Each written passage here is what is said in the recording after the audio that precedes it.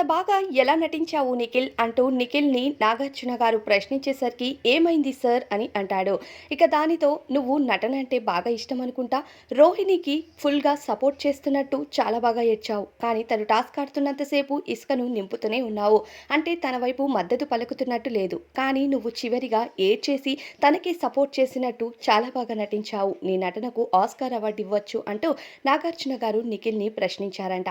Big boss హౌస్‌లో జరిగిన mega chief టాస్క్‌లో రోహిణికి ఎగనెస్ట్‌గా ఉన్నాడు నిఖిల్. కానీ రోహిణి గెలిచిన తరువాత తనను సొంతంగా సపోర్ట్ చేసి తనను గెలిపించినట్టు ఎమోషనల్ అయితూ చాలా డ్రామా క్రియేట్ చేశారంటూ నాగార్జున గారు ప్రశ్నించడంతో నిఖిల్ దిమ్మ తిరిగిపోయే ఉంటుంది. అయితే బిగ్ బాస్ హౌస్‌లో నిఖిల్ గత 2 వారాలుగా చాలా నెగటివిటీని సొంతం చేసుకుంటున్నాడు.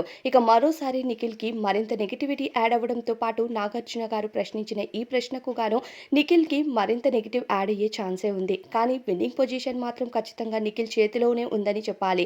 కానీ మిగతా కంటెస్టెంట్స్ అంతా ఆటలు ఆడి తమ సత్తాతో గెలవడంతో నిఖిల్ ఇప్పటికీ మెగా చీఫ్ అవ్వకపోవడంతో కాస్త కూస్తో డల్ అయ్యాడని చెప్పాలి. మరి నిఖిల్‌ని నాగార్జున గారు ప్రశ్నించిన ఈ ప్రశ్న పైన మీ అభిప్రాయం ఏంటి అన్నది కామెంట్స్‌లో చెప్పండి.